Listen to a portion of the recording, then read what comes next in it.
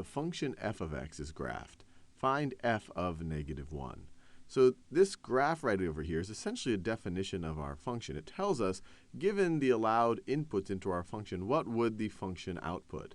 So here they're saying, look, what gets output when we input x is equal to negative 1? So x equals negative 1 is right over here. X is equal to negative 1. And our function graph is right at 6 when f is equal to negative 1. So we can say that f of negative 1 is equal to 6. Let me write that over here. F of negative 1 is equal to 6.